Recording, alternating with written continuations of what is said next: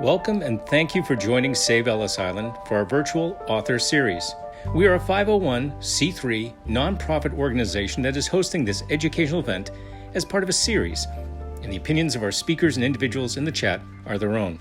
This afternoon, we're very excited to welcome author and actress Jamie Lee Curtis, who read her book, This Is Me, a story of who we are and where we came.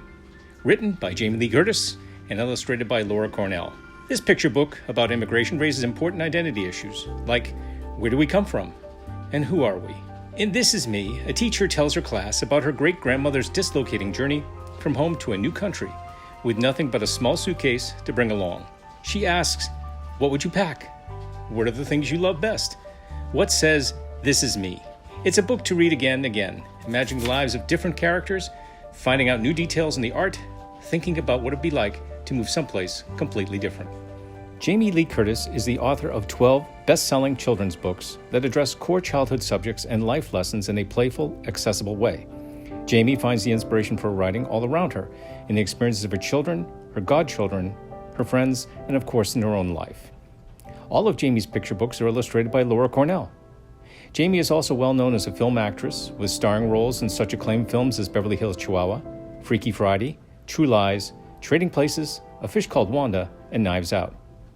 Jamie is the mother of Annie and Thomas and is married to actor-director Christopher Guest. They live in Los Angeles, California. Hi, my name is John McGinnis. Welcome. I work with Save Ellis Island. We're a nonprofit that manages the unrestored hospitals on the south side of Ellis Island. I'm here with Jamie Lee Curtis. Welcome, Jamie. Hi, I'm very happy to be here. Thank you for asking me to be joining you today to help save Ellis Island. We have stuff to talk about. Where we're going to talk about This Is Me, the story of who we are and where we came. Jamie Lee Curtis, the author, is going to read us the book, and we're going to talk a little bit about the process and her involvement with Save Ellis Island.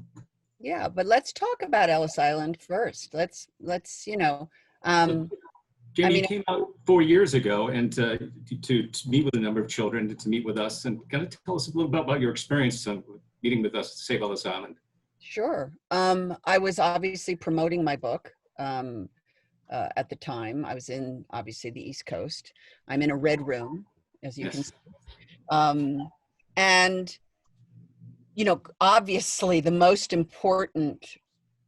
only important place that connects to all of our histories as immigrants, as great-great-grandchildren of immigrants, grandchildren of immigrants, is Ellis Island. And when we were talking about how to talk about the book, it was like, well, let's go to Ellis Island. And when we were starting to talk about coming to Ellis Island is only when we really started to learn about how precious and dangerous that time is. Because, as you say, save Ellis Island, we as a peoples probably don't think Ellis Island is in any danger that needs saving. And yet what we learned on our trip was that, in fact, you need a lot of help to continue to preserve and protect these buildings, the history that these buildings, the stories that came from those buildings, that is the direct link to all of us as human beings in this country. And to then be able to take it into the future as an educational facility and as a historical preservation. And what exactly does that entail? Is it just fundraising? Well, there's two ways you do it. One is you do raise money, and part of you do that is you talk to people, engage them with the story of the hospitals and the people who have been through them, and the people who received that curative care that allowed them to not only re-enter the immigration process, but also allowed them to enculturate into America. The hospital does not have a famous doctor, a famous nurse, or a famous patient, or even a famous treatment. What is regular people just performing their duties to people from around the world. So when people hear those stories, they become really aware of what America is about.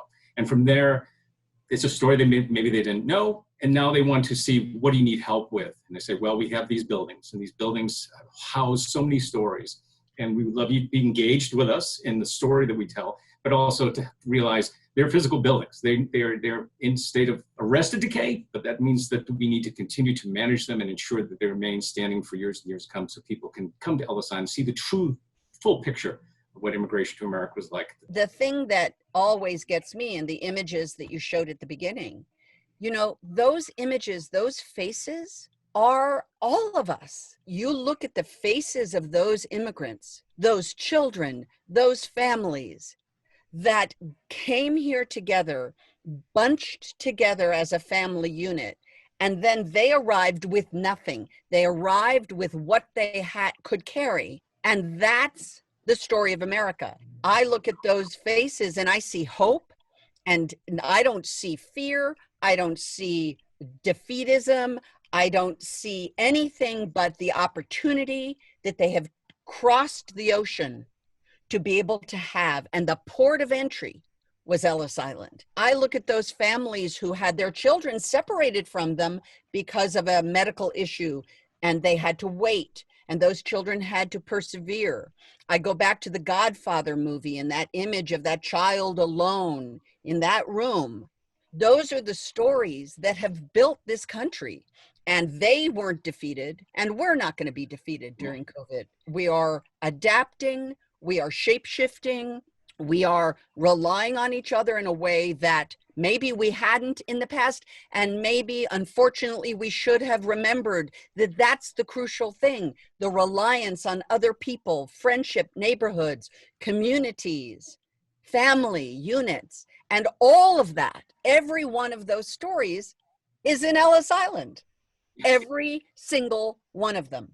And that's the beginning of our country. So I'm with you. As you know, you have my support to help Ellis Island, to fundraise and to try to help tell those stories. And by the way, the best way to tell a story is to start with children. Because, back in the days when Native Americans, we would do talk story. They didn't write things down. They told the story. And those generations of storytellers passed them on to the next generation. And that's how the stories were told before we could write. And so here we have an opportunity, I think, always to start with children and tell them the story. Let them understand some reality of what Ellis Island meant. Certainly for a young 6-year-old, you're not going to bombard them with too much because they're not mature enough to handle it. But from a children's book, I think you can tell that story. And that's what my goal here was. I need to preface this. There is a teacher in California named Jean Bennett, who was a neighbor of mine. And Jean Bennett, her family came from China. And she taught the immigration experience to her students by bringing the suitcase that she emigrated with, that little suitcase that she was told to fill up, and that's all she could take to this new world. She brings that to the students and talks about just the visual of a suitcase. And then each of her students would take the suitcase home and fill it as if they were leaving. And I knew she did this 20 years ago. I had heard that story, and I was trying to think of a way to tell that story for young people. The book is called This Is Me, the story of who we are and where we came from. It is written by me and my beautiful partner, Laura Cornell, and it was published by Workman. And here we go. It is dedicated to Jean Bennett, who really was the genesis of the idea, and my beautiful friend, Deborah Oppenheimer. Deborah Oppenheimer is one of my best girlfriends, and Deborah produced the documentary that won the Oscar called Into the Arms of Strangers, Stories of the Kindertransport, which was the documentary about the 10,000 Jewish children that were allowed to leave Nazi Germany unaccompanied. And so these parents put these 10,000 children on trains with a little suitcase and a name tag, most never to see their families again. And Deborah made that documentary that won the Oscar. And anybody watching this event that we're doing today, I urge you to look up that movie, Into the Arms of Strangers, Stories of the Kindertransport, and watch it. Maybe not with super young children, but certainly a 10-year-old and on up should be able to handle the ideas of that very powerful movie. That's who the book is dedicated to. So here we go.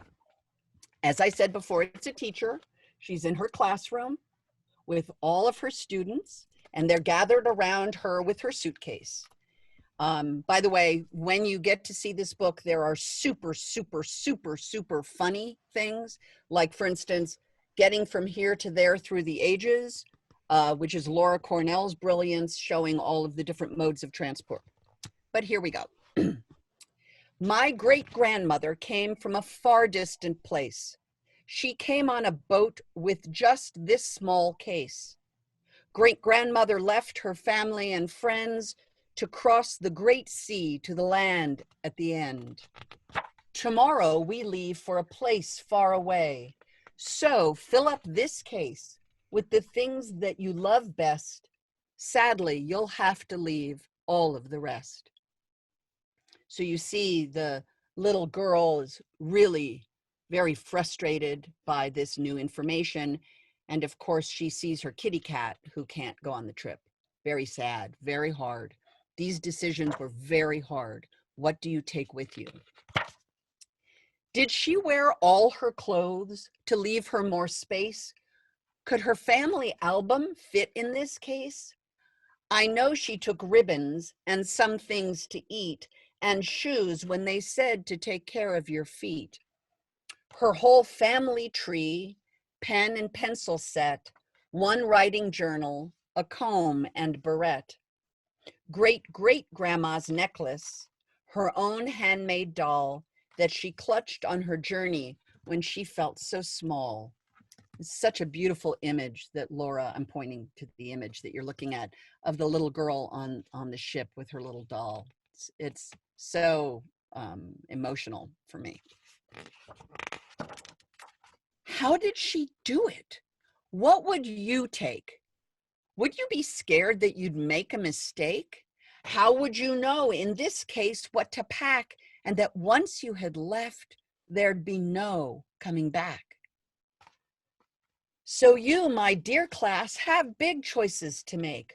When you bring this case home, what will you take? And so each child takes the empty suitcase home to their family, and they talk about this idea, and then that child fills up their suitcase with what they could take. And the first child we met, his name is Trey. He has a little name tag. He's a figure skater. Trey says, I couldn't take paintings or Diglett, my rat, or trophies or school books or dad's hand-carved bat. Now, by the way, here's a great example of collaboration. Of course, I probably wrote it thinking it was a baseball bat, but she had a different idea, didn't she?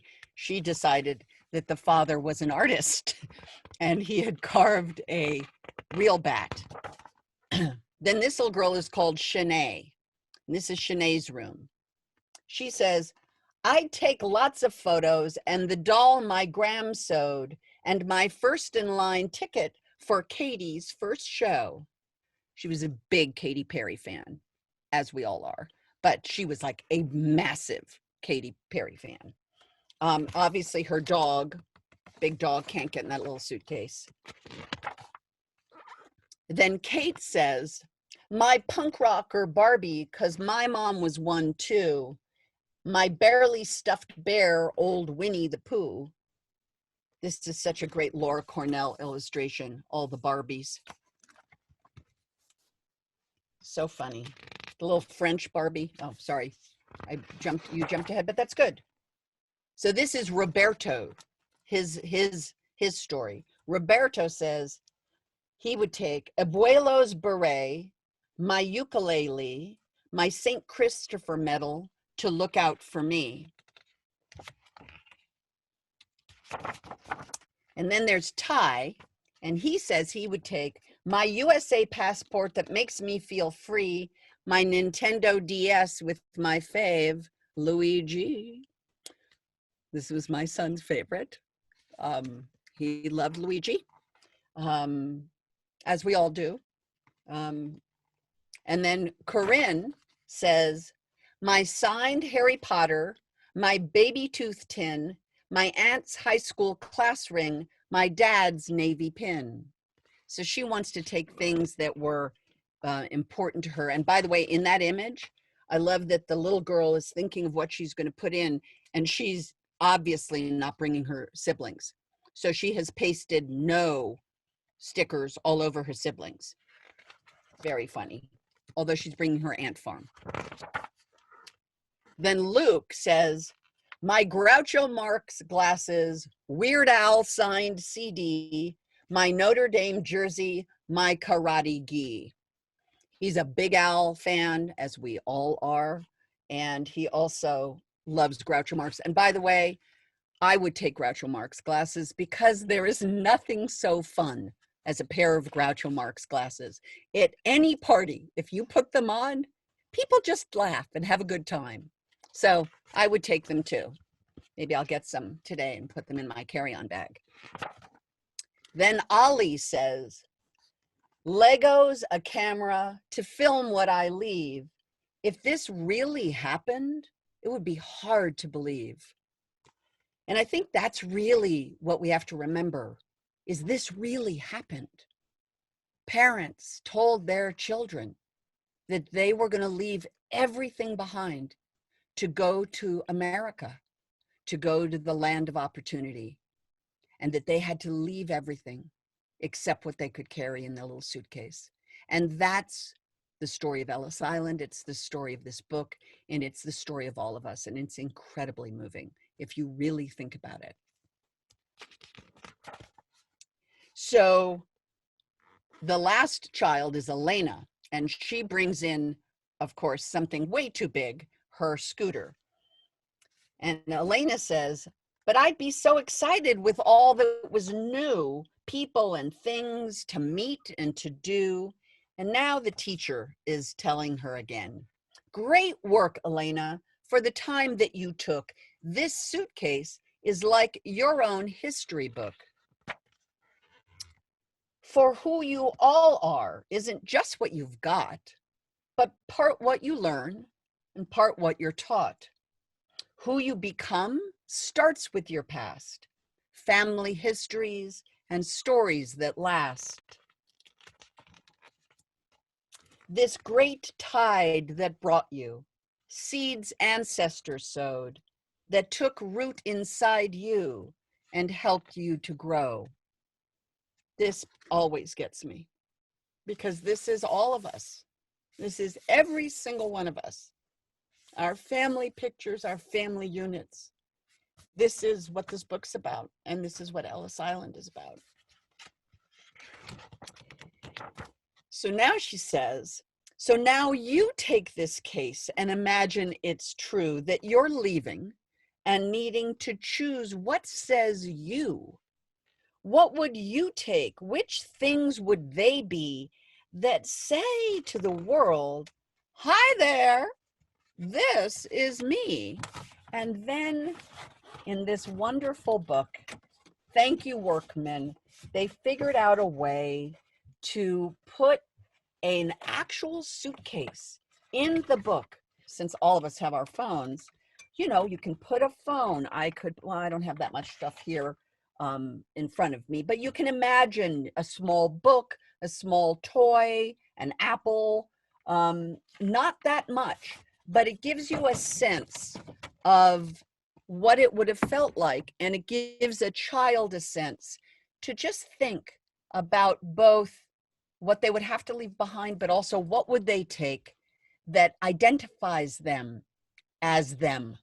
And that's the beauty of the book and the whole experience of immigration. And I'm very happy to have read it for you. And I almost made it through without crying. I don't think I've ever made it through reading a book I've written without crying, because I think at the center of it all has to be emotion. It has to. Like, if we're not in an emotional connection to something, what are we doing? And certainly Ellis Island is a deep emotional connection for every one of us. And so thank you for letting me read it. One of the things I remember most about the day was I'm an elderly person, but even I as an adult stopped and thought to myself, what would I bring? And Yeah. I think everyone could connect it, but the children, just the critical thinking for the children, they got excited because they wanted to think about what is important. And they didn't recognize that there were children before them who had very limited baggage space and had very little material things to bring, and had to make that conscious choice of what to carry on that walk across Europe and that 2-week boat ride, and what will I be allowed to bring, and what is really important to us as a family. And there I'm standing there as an adult, and I'm saying, oh my gosh, I never really thought about that. Right. It's important. Yeah. If I And run by out of the the house, I have to grab one thing. and by the way, the line about and shoes to make sure that you take care of your feet Yeah. is a weird thing to say in a children's book, but the truth is, from Debbie's, certainly Debbie's experience researching the stories of the Kindertransport, we take it for granted. But when you talked about walking across Europe, the only way they walked was with the shoes on their feet. And if we all know, because we're old, that when your feet hurt or you get a blister, it can stop the whole process. And so, yes, it is a reminder. And you're absolutely right. In a modern world, of course, we have computers that can house so much information that we could then replicate. You can put images that you can then print. You can put books. You could put 1 billion books into a computer and then print them. So in a modern world, our technology becomes the receptacle for all of these art. You could take photographs of great art and ultimately print them. But back in the day, you didn't have any technology, and those choices were permanent. And by the way, we also, as adults, I mean, I have this necklace. It has a pearl that my little boy gave me. It has a child charm that my friend Kathy Waterman made with my children's names on it. And I'm starting a website. I'm not advertising here, but on next Monday, the 2nd, I believe, of August, I'm starting a website called My Hand in Yours, which is going to offer comfort items for people in times of crisis, to be able to send to a loved one saying, my hand in yours, the very thing we're not allowed to do right now. And Kathy, my friend, made this beautiful little charm of a hand, and she just sent it. Those will be available on the website. And so I would take this necklace, and my wedding ring that my husband gave me. Like, those are 2 things that you couldn't take a photograph of and replicate. These are things, this does not leave my neck. This does not leave my hand. And those items would go with me. I think everyone who's listening is probably pausing for a thought. What is important, and what can be replaced, and what is precious. And I think that's. And what cannot be replaced is Ellis Island. Like, if Ellis Island, if there was a bad storm and it was damaged and you didn't have the funds to support it, it would fall away. As many people like yourself who would be out there battening hatches and standing in front of the wind to stop it from blowing things down, the truth is that profound place needs support. And that's why I'm here today. That's why that's your life's work.